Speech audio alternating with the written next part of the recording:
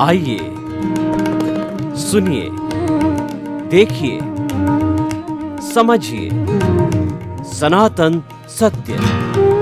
जैसी दृष्टि वैसी सृष्टि, दृष्टि विज्ञान। कुदरत, कुदरती रचना एवं कुदरत के कानून से शाश्वत सुख की प्राप्ति। जोधपुर के परम पूज्य महात्मा उपासक प्रोफेसर डॉक्टर सोहन राज तातेड़ के निर्देशन में सनातन सत्य। जैसी दृष्टि वैसी सृष्टि, दृष्टि विज्ञान।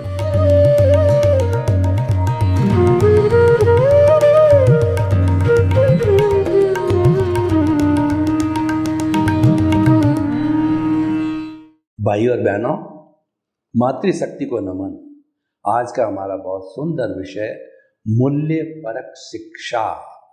दो शब्द है, एक तो शिक्षा, दूसरा मूल्य परक, वैल्यू एडेड। और शिक्षा मीन्स एजुकेशन। शिक्षा व्यक्ति को जेंटलमैन बनाती है, शिक्षा व्यक्ति को मनुष्य बनाती है, शिक्षा व्यक्ति का डेवलपमेंट करती है, शिक्षा व्यक्ति के अंदर विनय की भावना पैदा करती है, गुणों की भावना पैदा करती है, एक सुसंस्कृत मानव का निर्माण करती है, जिससे आगे जाकर के एक सुसंस्कृत समाज बनता है, देश बनता है, विश्व बनता है।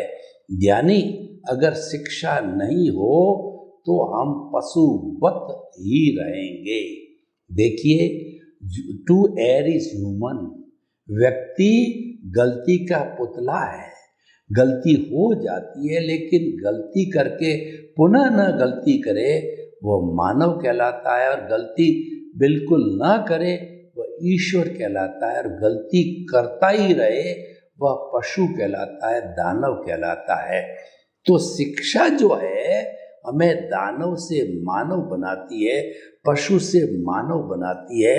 हमारे इस शरीर के अंदर जो माइंड है उसकी 3 लेयर है दिमाग की। पहला है एनिमल माइंड, दूसरा ह्यूमन माइंड, तीसरा सेलेशियस माइंड। जो एनिमल माइंड है उसमें हिंसा वृत्ति है, उसमें कामुकता है, उसके अंदर मनोरंजन है, उसके अंदर विषय है, क्योंकि उसकी समझ इतनी है। और दूसरा, उस माइंड में हमें जाना नहीं है, इम्प्रूवमेंट करके हमें ह्यूमन माइंड को प्राप्त करना है।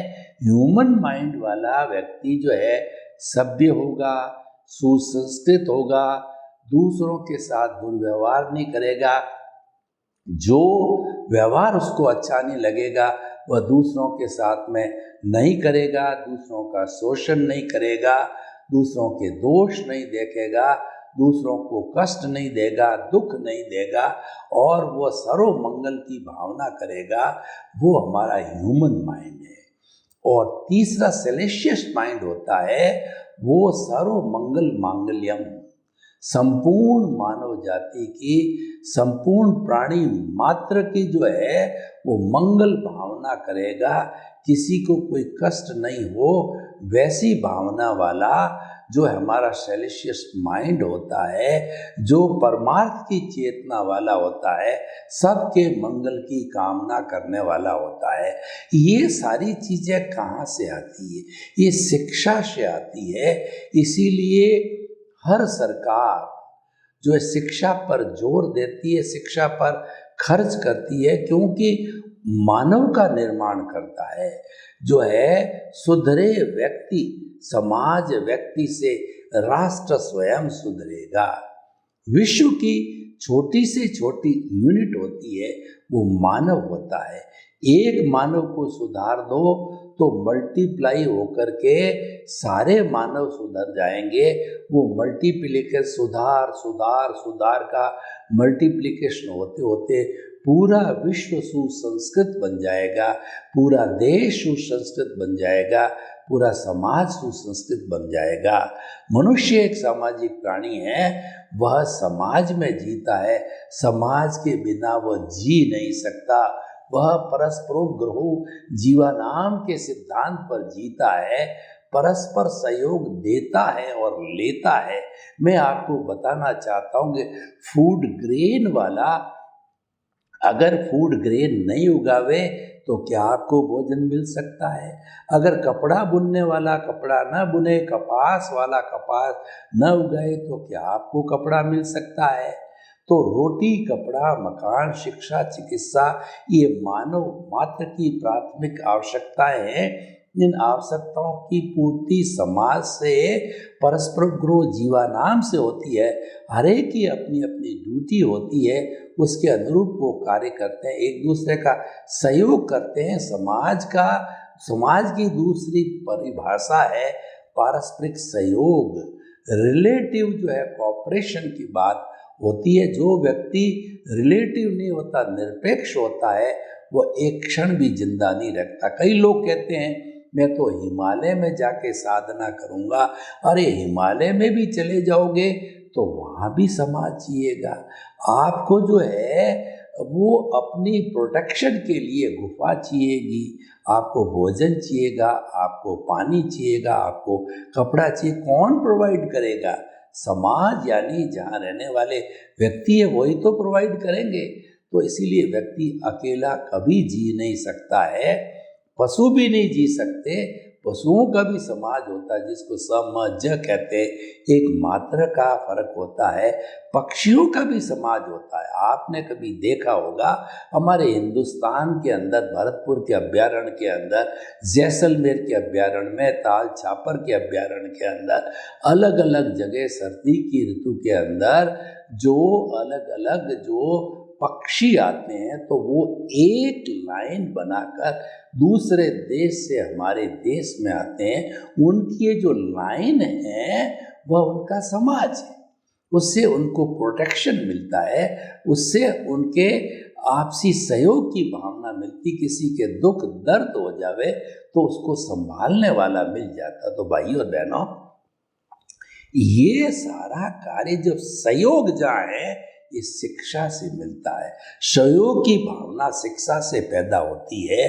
तो हम आपको ये कहना चाहते हैं कि सुसंस्कृत इंसान, वेल कल्चर्ड व्यक्ति जो है शिक्षा से होता है। इसीलिए माता पिता जब बच्चा बड़ा हो जाता है, 2.5 साल 3 साल, तभी से उसकी शिक्षा के बारे में वो चिंता प्रारंभ कर देते हैं। आज का युग तो जो है विज्ञान के युग में शिक्षा फर्स्ट प्रायोरिटी की हो गई।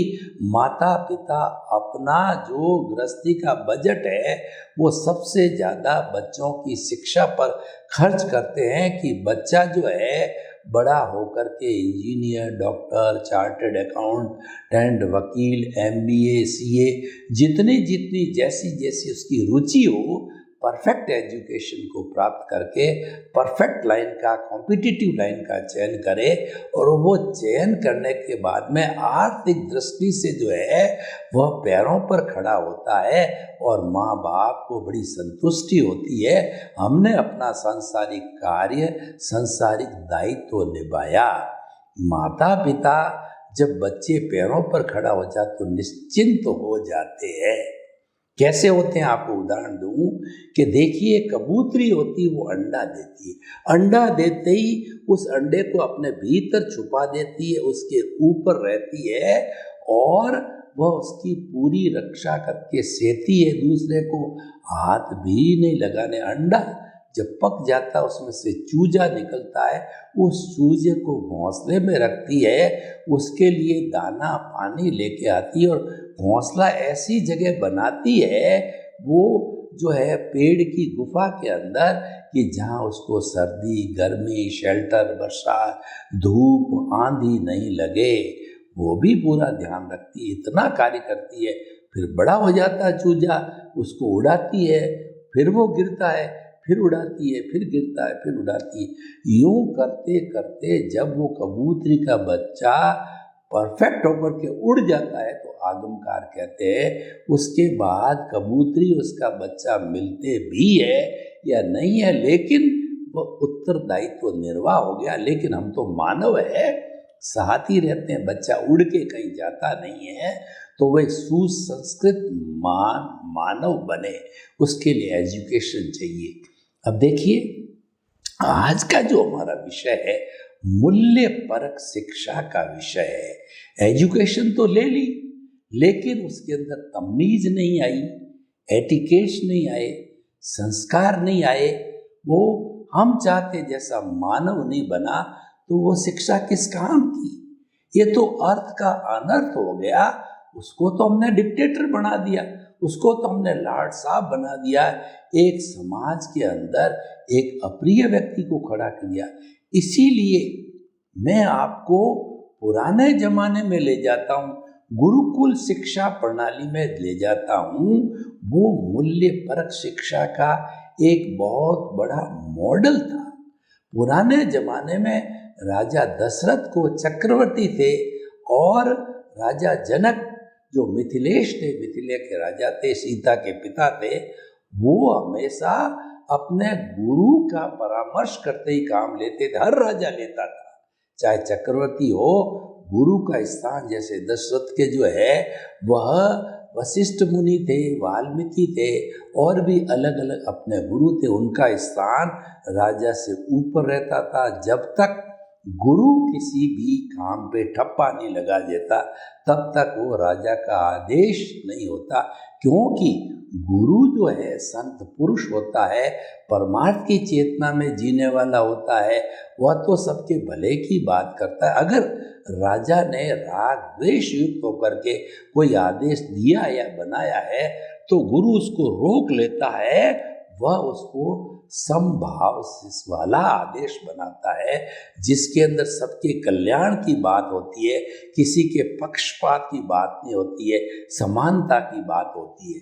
तो भाइयों और बहनों, गुरुकुल 25 वर्ष की उम्र में पुराने जमाने में अलग अलग गुरुओं के गुरुकुल होते थे। वाल्मीकि का है, और जो कहना चाहिए अलग अलग गुरु होते थे, उनके गुरुकुल हुआ करते थे। उस गुरुकुल के अंदर वो चारों वर्ण व्यवस्था, यानी वो जो है वो ब्राह्मण, क्षत्रिय, वैश्य, शूद्र अपने अपने हिसाब की एजुकेशन लेते थे। जो क्षत्रिय था वो लड़ाई करने वाले शस्त्रों की घुड़सवारी वगैरह सीखता था। ब्राह्मण है वह जो धार्मिक ग्रंथों की शिक्षा लेता था, और उसके बाद के अंदर जो आपका जो वैश्य होता था वह जो है लेन देन की शिक्षा लेता था। शूद्र है सेवा की शिक्षा लेता था, अलग अलग डिपार्टमेंट से। पर वो 25 वर्ष की उम्र के अंदर सभी गुरु के अंदर शिक्षा लेते थे, और वहाँ पे उनको शिक्षा के साथ क्या समझाया जाता था, वो था सम, श्रम और शम की संस्कृति सिखाई जाती थी। वो त्रिवेणी संगम वहाँ सिखाया जाता था, जो कि एक मूल्य परक शिक्षा का मुख्य अंग होता है। पहला सम, स सादा सोहन लाल वाला सम का मतलब होता है समता भाव, संभाव, एडजस्ट एवरीवेयर। राग द्वेष, अपने इमोशंस को कंट्रोल में रखो, अपनी नकारात्मक सोच को कंट्रोल में रखो, और विनय के गुण पैदा करो। वो समता की साधना सिखाई जाती थी। क्रोध, अहंकार, माया, लोभ को जो है वो नीचे रखा जाए, सबके साथ में बड़ों के इसको प्रणाम किया जाए, और जो है वो सारा अपने इमोशंस को कंट्रोल में रखना है। वो समानता की, सबके साथ में एक समान व्यवहार करना सिखाया जाता था। दूसरा शम, शम का मतलब शमन करना, आपकी क्रोध, अहंकार, माया, लोभ, नेगेटिव थॉट्स, जितने भी इमोशंस है उनको नियंत्रण में रखना, उनका शमन करना, उनको दबाए रखना, उनको उभरने नहीं देना।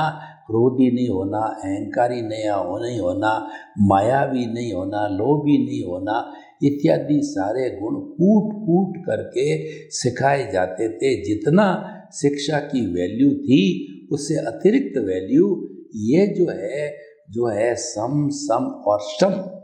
हर काम, श्रम का मतलब हर कार्य अपने हाथों से करना, अपने हाथों से लकड़ी लाना, भोजन बनाना, पानी लाना, कपड़े धोना, अपने स्थान को साफ करना, गुरु की सेवा करना, समस्त कार्य अपने हाथ से करना, श्रम की संस्कृति। तो ये तीनों व्यक्ति जब सीख लेता है, ऐसा व्यक्ति परफेक्ट हो जाता है। सम, शम और श्रम, और दूसरे शब्दों में कहिए कम खाना, गम सा खाना और नम जाना, यानी विनयशील होना। कम मतलब जितनी भूख हो उतनी खाना ताकि मोटापा न भी। गम खाना का मतलब होता है समता भाव। तो ये मिलते जुलते हैं। तो ऐसा मूल्य परक शिक्षा बताई जाती थी। तब 25 साल पूरी होने के बाद में ऐसा व्यक्ति मूल्य परक अपनी जो सांसारिक शिक्षा जो सीखता था उसमें तो पारंगत होता ही था, मूल्यों में भी पारंगत होता था, विनयवान होता था।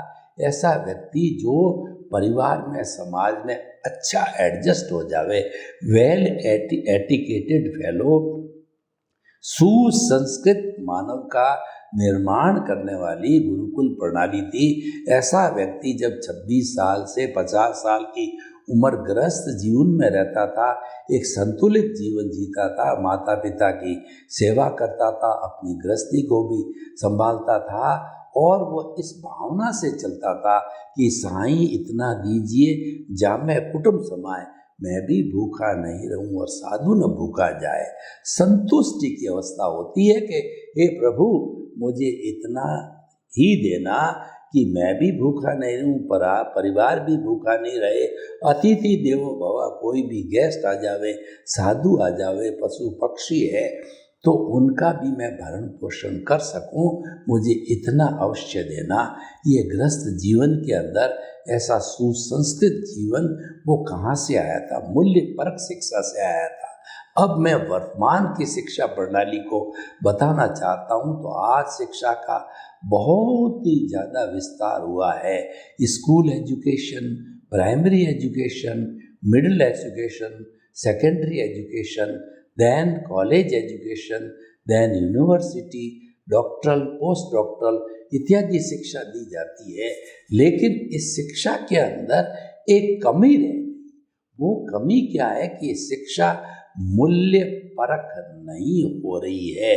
जितने विद्वान डिग्रियां बहुत लेते हैं, बहुत सी शाखाएं खुल गई है, शिक्षा में कोई कमी नहीं है, पढ़ने वालों पढ़ाने वालों में कोई कमी नहीं है। लेकिन जो सम, शम और श्रम की संस्कृति, जो विनय की संस्कृति, मूल्य परक शिक्षा वो गायब हो गई और विद्वान बहुत पैदा हो गए। विद्वान पहले जो गुरुकुल प्रणाली थी वो विद्वान के साथ साथ के अंदर पंडित बनाती थी। आज की शिक्षा प्रणाली मात्र विद्वान यानी इंटेलेक्चुअल बनाती है।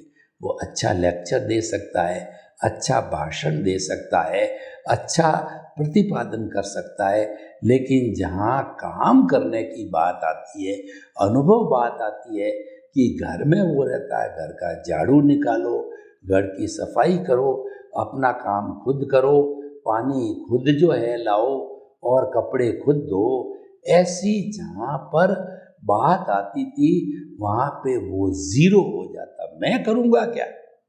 मैं झाड़ू निकाल सकता हूँ? मैं तो ग्रेजुएट हूँ, पोस्ट ग्रेजुएट हूँ, मैं तो डॉक्टरेट किया हुआ हूँ। वो क्या कपड़े मैं धो सकता हूँ? क्या साफी में लगा सकता हूँ? और क्या मैं घर का काम कर सकता हूँ?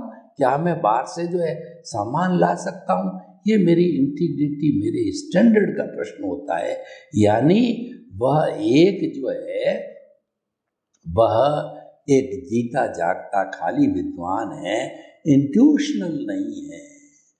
अब हमारी वर्तमान सरकार को ये कमी महसूस हुई कि इतनी पढ़ाई के बाद भी जो है पंडित क्यों नहीं बन रहे, अच्छे इंसान क्यों नहीं बन रहे। उनको भूल का एहसास हुआ कि भावनात्मक विकास हम स्कूल, कॉलेज, विश्वविद्यालयों में नहीं कर रहे हैं। जो गुरुकुल की शिक्षा प्रणाली थी, सम और श्रम की संस्कृति गायब हो गई है, प्रणाम की संस्कृति गायब हो गई है, समानता की बात, बड़ों को आदर देने की बात, किसी के प्रति बुरा भाव, कंपटीशन की बात जो है वो नहीं, अपने आप को अहंकारी लोग पैदा होने लगे। तो सरकार अब चेती है, तो उन्होंने शिक्षा जगत के अंदर गुरुकुल प्रणाली का मिशन दिया है। हमको अच्छे इंसान बनाना है। विज्ञान के पास कोई कमी नहीं है। आज विज्ञान के पास हम यूक्रेन और यूएसएसआर का युद्ध अभी हम जो है भुगत रहे हैं, तो ये तो महायुद्ध क्या विश्व युद्ध हो सकता है? ये क्या काम का? जो संपूर्ण मानवता को समाप्त कर दे, वो परमाणु बम क्या काम के? हमको तो ऐसे जो है बम चाहिए जो व्यक्ति का विकास कर सके, जो भवन, रोटी, कपड़ा, मकान, शिक्षा, चिकित्सा दे सके। ऐसा बजट चाहिए, ऐसा सहयोग चाहिए, ऐसी टेक्नोलॉजी चाहिए, ऐसा इंसान जो कि पूरे विश्व के लोगों के अंदर वसुधैव कुटुंबकम की भावना बढ़ना चाहिए। भ्रातृत्व भाव और फ्रेंडशिप का और संस्कृति के आदान प्रदान का, सर्वधर्म समभाव का, एक दूसरे को रिगार्ड देने का, एक दूसरे को रेस्पेक्ट देने का, एक दूसरे का प्रेम करने का। मनुष्य मानव जाति एक है। मानव धर्म की बात करने वाला मानव धर्म क्या कहता है? One world, one earth, one sky, one God, one religion. And what is that religion? मानव धर्म। मानव धर्म सनातन सत्य, कुदरत की रचना, कुदरत के कानून पे सबका अधिकार है, सब पे लागू है समान रूप से, क्योंकि इसमें समानता का व्यवहार है, किसी को कोई ऐतराज नहीं है। तो हमें सनातन सत्य को समझना है और कुदरत के कानून को समझ करके, और हमें भाईचारे का वातावरण बनाता, ऐसी मूल्यपरक शिक्षा हमको चाहिए, जो कि आज हमारे सेंट्रल स्टेट गवर्नमेंट ने अपनी गलती का एहसास करके कि भावनात्मक विकास रुक गया है, उसको मिसिंग एलिमेंट को जोड़ा है। उसके जोड़ने से निश्चित तौर पे आने वाले समय में अच्छे इंसान पैदा होंगे।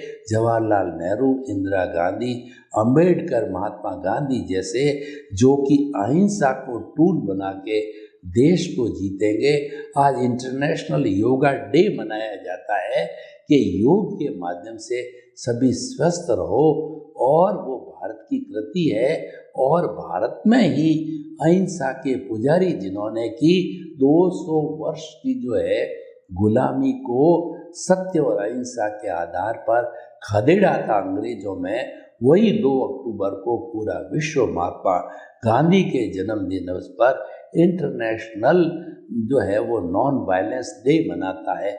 हमको ऐसे उपक्रम चाहिए, हमको पंचशील चाहिए, हमको निशस्त्रीकरण चाहिए। देखिए, यूक्रेन में भारत की जो भूमिका रही वो ये रही कि हम शांति चाहते हैं, आप शांतिपूर्वक बातचीत करके हल रहो। और यूएनओ के अंदर उन्होंने वो न्यूट्रल रहे। हम किसको, हम तो सबके साथ मित्रता चाहते हैं। खामे में सब जीवे सब्बे जीवा खमंतु बे, मिट्टी में सब भूएसु वेरन मज्जन खेणई। हम तो उस संस्कृति वाले हैं, भारत उस मूल्य परक शिक्षा वाले हैं, जो सबसे प्राणी मात्र से वो क्षमा करते हैं, क्षमा लेते हैं, क्षमा देते हैं। हमारा कोई दुश्मन नहीं, सभी हमारे मित्र हैं। प्राणी मात्र को हम अपना मित्र समझते हैं। हमने पुरानी, हमारा कभी भी हजारों साल का इतिहास उठा के देख लो, भारत में कभी भी चला के आक्रमण नहीं किया है। लेकिन इसका अर्थ ये नहीं कि भारत कमज़ोर है और भारत कायर है, और भारत पर जब किसी ने हमला थोप दिया, कर दिया, तो मुंह तोड़ जवाब दिया। महाभारत को देखिए, और चाइना और जो है पाकिस्तान का युद्ध देखिए, मुंह तोड़ जवाब दिया, उनको मुंह की खानी पड़ी, क्योंकि हम कायर नहीं हैं, हम तो अहिंसावादी है। हम तो क्षमा वीरस्य भूषणम, क्षमा है वो वीर का आभूषण होता है, कायर का नहीं होता है। उस संस्कृति वाले हैं। तो ये संस्कृति कहाँ से आएगी? ये संस्कृति मूल्य परक शिक्षा से आएगी। अच्छा इंसान कहाँ से बनेगा? मूल्य परक शिक्षा से बनेगा। विनय की, सहानुभूति की, सहयोग की, शांति की, मैत्री, प्रमोद, करुणा, मध्यस्थता, जितनी अच्छी बात महापुरुषों के जीवन की जीवनियाँ, ये हमारे को जो है आज शिक्षा में पढ़ाई जानी चाहिए, ताकि कि उनके जीवन से मूल्यपरक शिक्षा मिल करके एक अच्छा इंसान, एक अच्छा समाज बने। सर्वे भवन्तु सुखिनः, सर्वे सन्तु निरामया। लोक के सब जीवों को सुख मिले, शांति मिले, आनंद मिले, प्रेम मिले, और सभी मूल्य परक शिक्षा को ग्रहण करके वसुधैव कुटुंबकम का निर्माण कर अच्छा विश्व बनावें। आपके प्रति मंगल भावना। ओम शांति।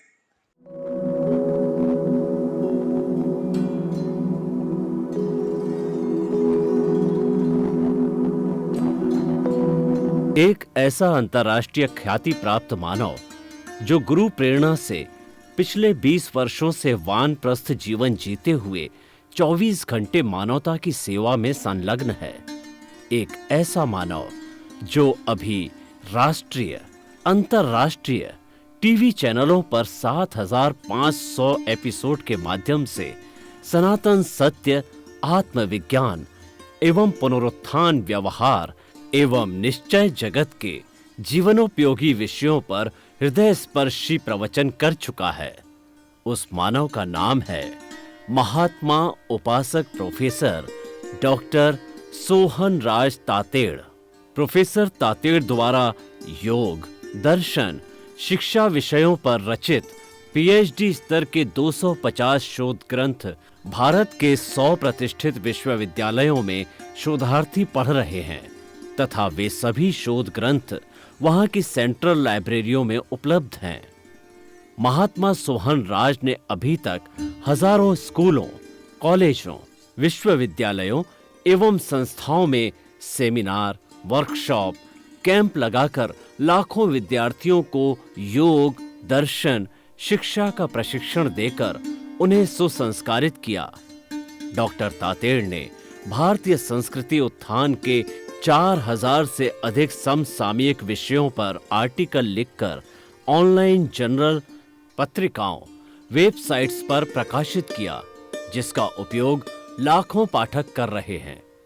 उपासक तातेड़ के 5000 से अधिक आज का सुविचार, आज का शुभ संदेश, आज का मंगल भावना योग आदि चिंतन websites, Twitter, blogger, Facebook, YouTube माध्यमों से लाखों लोग अपना जीवन निर्माण कर रहे हैं।